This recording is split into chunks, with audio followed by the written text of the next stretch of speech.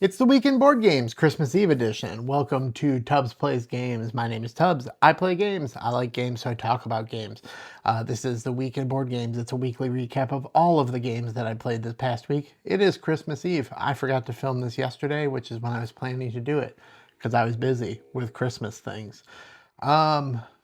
At the top, as always, if you're watching this on TikTok, Instagram, or YouTube, please go watch it on the other two. You don't have to watch the whole thing. These are long videos. But, engage for a few seconds. Give it a like, give it a comment, follow.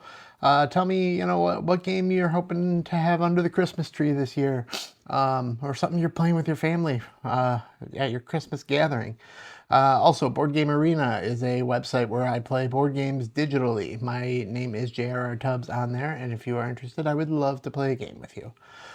So let's get right into the games that we played this week. Believe it or not, there were actually 3 Monday night games this week. Monday night game is the effort for us not to turn our TV on after dinner on Monday nights, and so we play board games. Usually it's my son and I. Occasionally my wife joins us. We started off with a game of Flip Tunes. My wife joined us for that because we had a 3-way tie. Each of us had won a game, and so we were making sure we broke the tie to know who's the ultimate Flip Tunes champion. It's my wife. Or did you win, Max? I apologize. It's my son. Max won. Yeah, we love Flip Tunes from Thunderworks Games. You've heard me talk about it a million times. Got to crack into a new game, which I got from my board game group's White Elephant Christmas exchange, which is 3 chapters. 3 chapters is a drafting game. It's a trick-taking game. It's a weird scoring game. I like it a whole lot. I think I've played it 5 times this week already. It's real good. The art's real good too. And then we still had time before it was time for my son to go to bed, so we kept playing. We played another game of Fabled Fruit.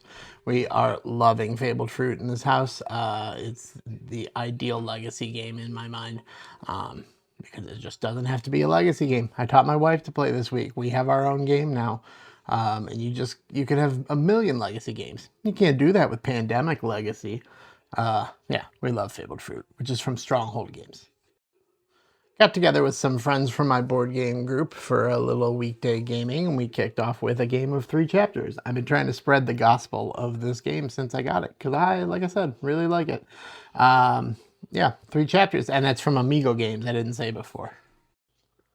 We then followed up with a game of Concordia. Concordia comes to us from Rio Grande Games, and I like this game a lot. I'm not good at it, and I'm still learning the ins and outs of it, but it's a hand management game with these cool like action cards that are also the scoring cards, and you're choosing which cards to put into your hand based on both scoring goals and actions that you need. It's very cool. Like I said, I'm just not very good at it, so I got to keep working on it.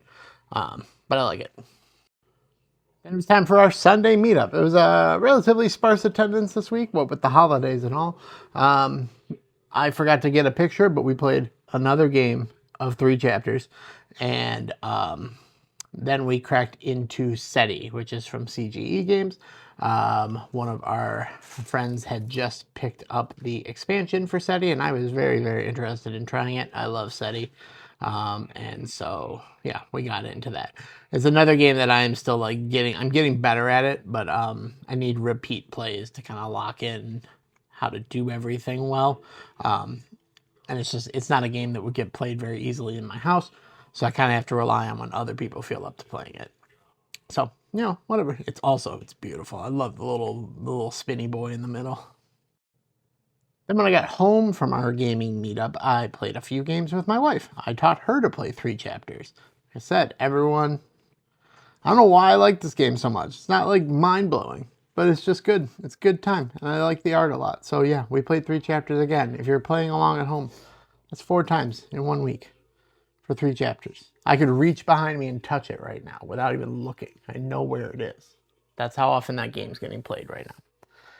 And yeah. And because 3 chapters was so quick, that's another great thing about it. It plays in like 15 minutes. My wife had enough stamina, enough appetite for 1 more game. And so I taught her to play Fabled Fruit. My son is suggesting that Fabled Fruit be the first game of our 10x10 board for 2026, and I think that's a good idea.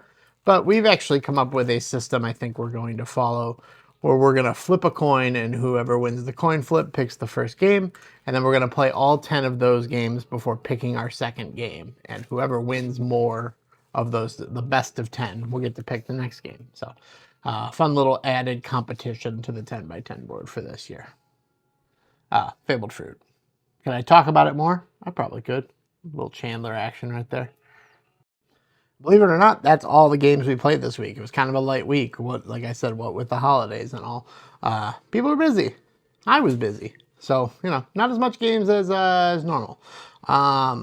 Last thing we have to do on this video every week is announce the ultimate game of the week.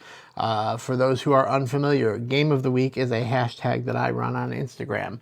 All throughout the week, the board game community is posting pictures of their favorite game that they played that week, that they are nominating for Ultimate Game of the Week. Then on Monday, I post a list of the games that were nominated to my story, and everybody has 24 hours to vote for their top 3. Whatever game gets the most votes is crowned Ultimate Game of the Week. And so this week's winner is A Place for All My Books, which was nominated by Becky.versus.boardgames.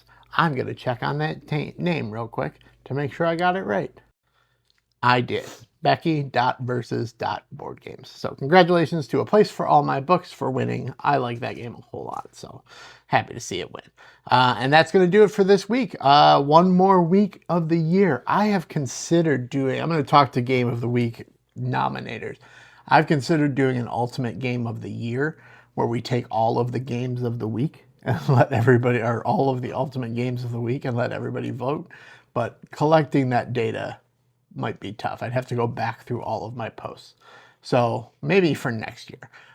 So that's going to do it. We got one more week in board games coming up next week. I've definitely gotten some gaming in already this week, so there will be a video next week.